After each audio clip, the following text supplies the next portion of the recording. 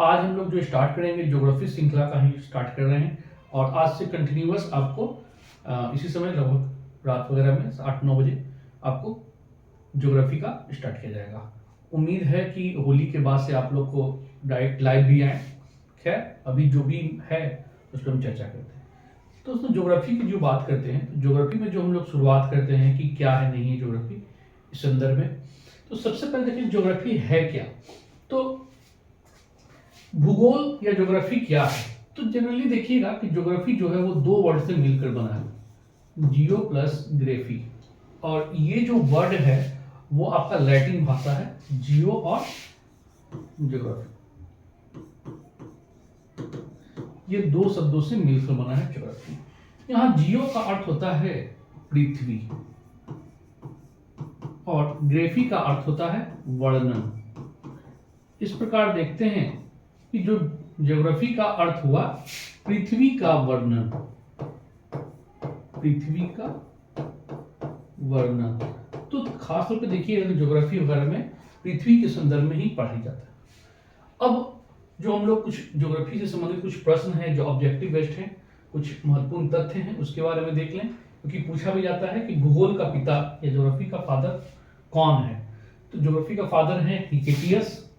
फिर इसके बाद है ज्योग्राफी का शब्द का प्रयोग सबसे पहले किसने किया था, तो ये करने वाले हैं एराटोस्थेनीज। फिर है कि आधुनिक भूगोल का पिता किसे कहा जाता है, तो अलेक्जेंडर वॉन हम्बोल्ट को आधुनिक भूगोल का पिता कहा जाता है। इसके अलावा है कि विश्व ग्लोब का निर्माण किसने किया था। जो हम लोग ग्लोब देखते हैं, पढ़ने के दौरान यूज भी करते हैं, ग्लोब सबसे पहले किसने बनाया था, तो बनाने वाले हैं मार्टिन वैहम। फिर इसके अलावा है कि विश्व मानचित्र के निर्माता कौन है, तो देखते हैं पेपर पे जो मानचित्र बन के आया है, तो ग्लोब के बाद जो मानचित्र पर बनाया गया था तो बनाने वाले सबसे पहले हैं अनेक्सिमेंडर। फिर इससे क्वेश्चन बनता है कि भारत का प्रथम मानचित्र बनाने वाला व्यक्ति कौन है, तो भारत का प्रथम मानचित्र जो बनाया है वह है एनविले। और पूरे विश्व पर भारत को दर्शाने वाला प्रथम व्यक्ति, विश्व मानचित्र पर सर्वप्रथम भारत को दर्शाने वाला व्यक्ति कौन है, टॉलमी है। तो ये कुछ प्रश्न आपसे ऑब्जेक्टिव बेस्ड में पूछते भी हैं और पूछा भी जाता है, तो ध्यान रखिएगा। अब हम बात करते हैं फिर आगे ज्योग्राफी में ब्रह्मांड से। देखिए अभी पृथ्वी का जो हम लोग पढ़ते हैं कि पृथ्वी के बारे में पढ़ना ज्योग्राफी में, लेकिन थोड़ा सा अगर व्यापक देखा जाए तो इसमें पृथ्वी कहाँ पे है, तो हमारे सौरमंडल में। सौरमंडल कहाँ है, आकाशगंगा में, और आकाशगंगा कहाँ है, तो ये ब्रह्मांड में। तो इसलिए शुरुआत ब्रह्मांड से करेंगे, फिर धीरे धीरे हम लोग आकाशगंगा पर आएंगे, उसके बाद सौरमंडल पर आएंगे, देन पृथ्वी आएंगे और फिर हम लोग पृथ्वी के बारे में पूरी चीजों का अध्ययन करेंगे। तो ब्रह्मांड क्या है, यह एक व्यापक अवधारणा है। ब्रह्मांड को परिभाषित करना संभव नहीं है, लेकिन अगर मोटे तौर पर देखा जाए तो सभी आकाशीय पिंडों, उल्काओं, धूमकेतुओं और सौर परिवार जिसके अंतर्गत ग्रह, उपग्रह, तारे आदि सामूहिक रूप से सम्मिलित होते हैं उसे ब्रह्मांड कहा जाता है। तो ब्रह्मांड को इस प्रकार कह सकते हैं कि जो भी चीजें आप देखने को मिलता है, आकाशीय पिंड हो, खगोलीय पिंड, धूमकेतु, उल्का, जो भी सबको अगर मिला दिया जाए तो यही ब्रह्मांड है। अब ब्रह्मांड संबंधी सिद्धांत पे बात करते हैं कि जो पूछता है ब्रह्मांड संबंधी सिद्धांत, तो वो मोटे तौर पर देखा जाए तो दो सिद्धांत इसमें प्रचलित है, दो स्तर पर है। एक अवस्था संबंधी सिद्धांत और दूसरा है उत्पत्ति संबंधी सिद्धांत।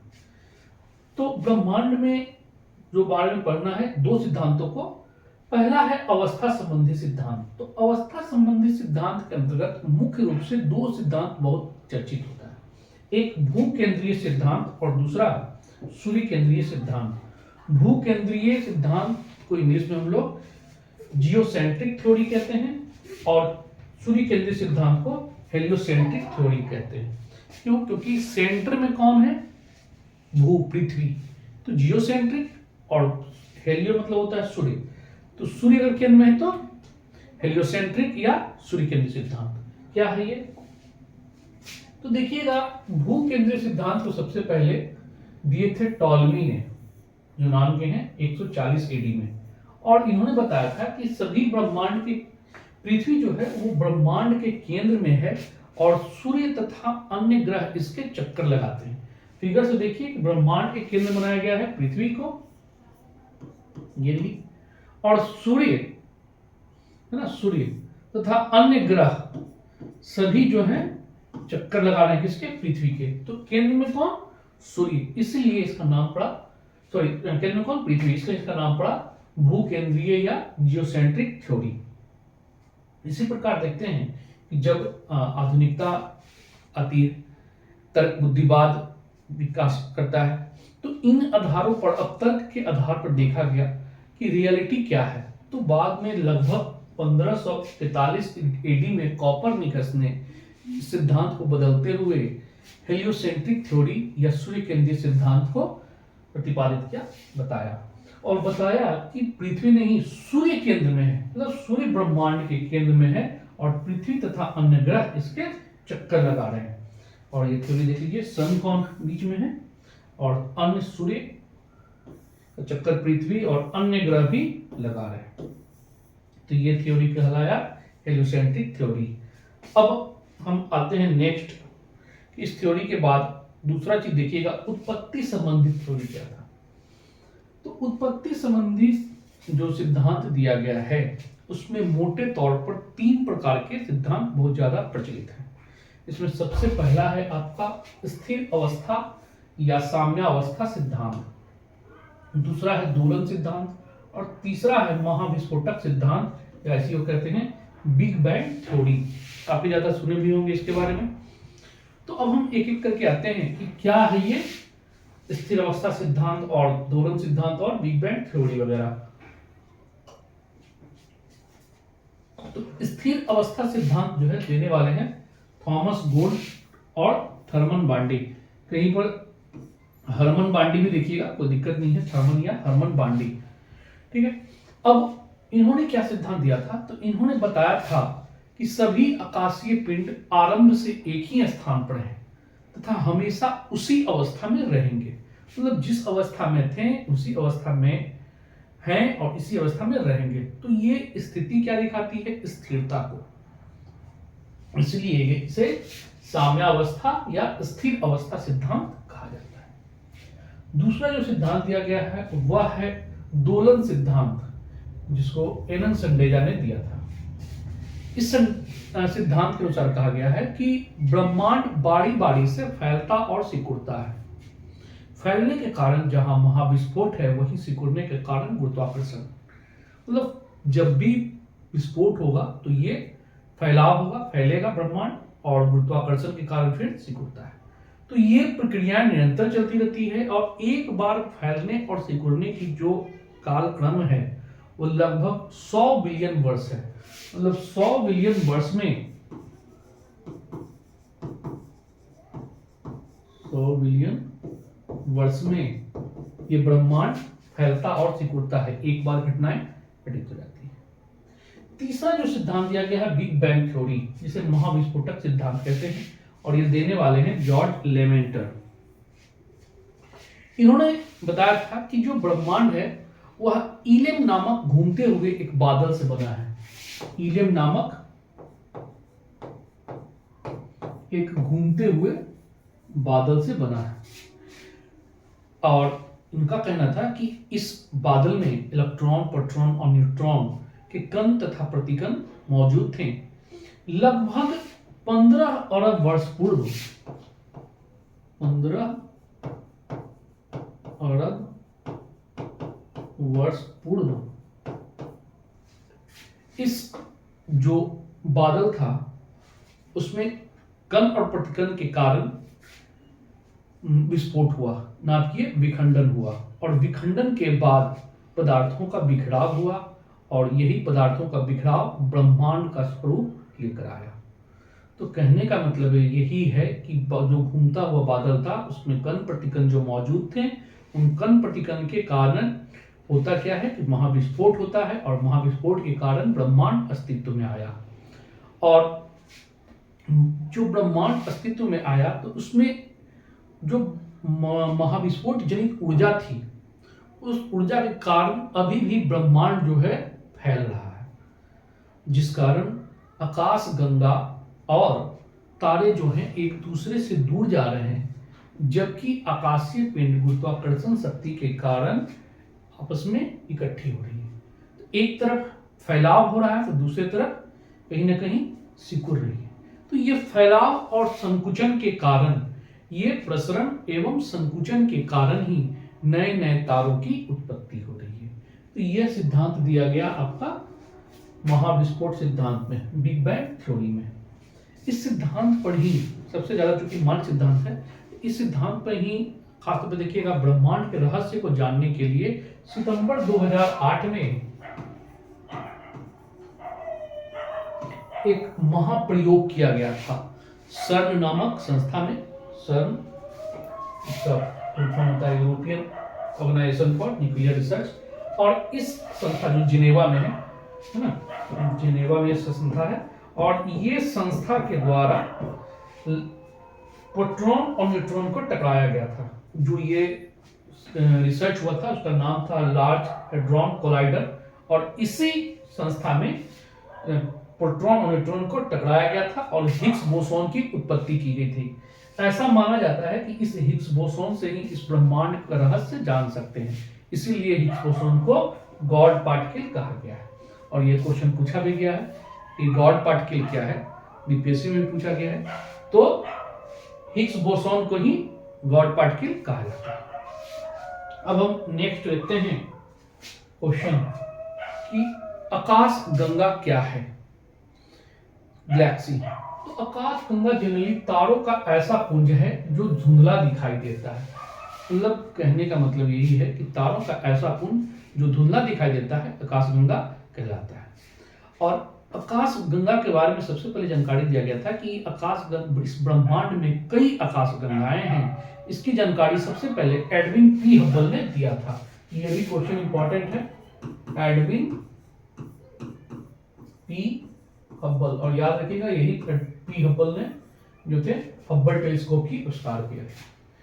इसके अलावा देखते हैं कि हमारी जो आकाश गंगा है उसका नाम मंदाकिनी या मिल्की वे है। मंदाकिनी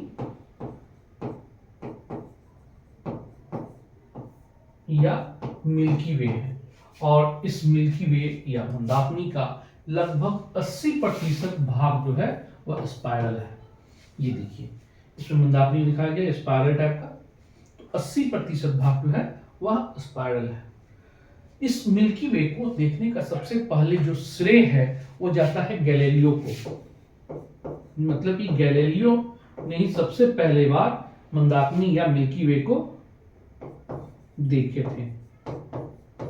ये भी क्वेश्चन पूछा हुआ है तो इस प्रकार से। इसके अलावा कुछ महत्वपूर्ण तथ्य है जो आकाशगंगा पर, कि सब हमारे पास की आकाशगंगा कौन सी है, तो एंड्रोमेडा या देवयानी। फिर है हमारे आकाशगंगा का सबसे शीतल एवं चमकीले तारों का समूह कौन सा है, ओरियन नेबुला। नवीनतम ज्ञात आकाशगंगा कौन सी है, तो ड्वार्फ, ये नवीनतम ज्ञात आकाशगंगा है। तो ये कुछ तथ्य हैं जो आपसे फैक्चुअल में भी पूछे जाते हैं। इसके अलावा एक और चीज देखिएगा कि जो आकाशगंगा है, आकाशगंगा के केंद्र को बल्ज कहा जाता है। केंद्र को बल्ज कहा जाता है, और यहाँ सर्वाधिक संकेंद्रण होता है, सबसे ज्यादा जो तारे हैं यही पाई जाती है। ठीक है, तो ये रहा आपका आकाशगंगा के संदर्भ में। अब नेक्स्ट है इसके बाद तारामंडल क्या है। तो दोस्तों तारामंडल से भी आजकल क्वेश्चन पूछने लगा है। तारामंडल एक्चुअली हमारे आकाश गंगा में ही पाए जाने वाली विशेष आकृति के तारों का समूह है। मतलब एक विशेष आकृति लिए हुए अगर कोई तारा वगैरह है तो उसे हम लोग तारामंडल कहते हैं। ठीक है, विशेष आकृति वाले तारों का समूह को ही तारामंडल कहा जाता है। जैसे देखिए तारामंडल के बारे में कुछ विशेष आकृति जैसे हम लोग देखे होंगे, सप्तऋषि तारा, ये भी एक तरह से तारामंडल का ही पार्ट है। फिर सीरियस है, इसके अलावा और भी कई सारे तारे हैं, है ना।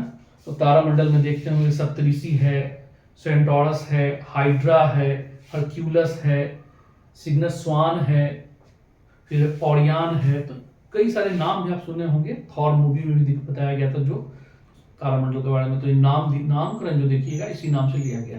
तो कई सारे तारामंडल है। एक चीज याद रखिएगा कि जो सभी तारामंडल हैं उस तारामंडल में सबसे बड़ा तारामंडल जो है वो सेंटोरस है। सबसे बड़ा तारामंडल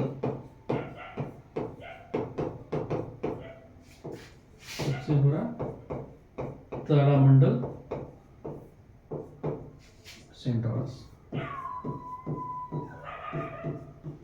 और माना जाता है कि इसमें लगभग 94 तारे हैं, 94 तारों का ये समूह है। तो ये रहा। इसके अलावा हम लोग बात करते हैं राशि के बारे में भी कि राशि क्या है। तो जब सूर्य की परिक्रमा पृथ्वी करती है तो परिक्रमा करने के दौरान कई सारे तारों के समूह से होकर गुजरती है, और इन तारों का जो समूह है लगभग 12 तारों के समूह से होकर गुजरती है। इसीलिए राशि की संख्या 12 बताई गई है। मतलब जिस तारामंडल से होकर पृथ्वी सूर्य की परिक्रमा करती है उसे हम लोग नक्षत्र कहते हैं। ठीक है, और टोटल नक्षत्रों की संख्या कितनी है? 12 नक्षत्र हैं। और हम लोग जानते हैं इसके बारे में कि मेष, वृष, मिथुन, कर्क, सिंह, कन्या, तुला, वृश्चिक, मकर, धनु, कुंभ, मीन, ये 12 राशियां हैं इसके बारे में जानना चाहिए इंसान। और देखिए अलग अलग राशि है कैसे सूर्य की परिक्रमा करते हुए पृथ्वी जब चक्कर लगाती है तो अलग अलग तरीके से 12 राशियों की तारामंडल की चक्कर लगाती है। तो ये रहा तारामंडल के बारे में और राशि के बारे में। अब हम लोग का जो कल हम आएंगे तो कल आप लोग का खासतौर पे सौर मंडल से लेकर तैयारी करेंगे और उसमें देखेंगे कि सौर मंडल का निर्माण कैसे हुआ, क्या क्या उत्पत्ति है वगैरह, इन सब चीज़ों का सूर्य के बारे में जानेंगे। तो कल जो इम्पोर्टेंट क्लास है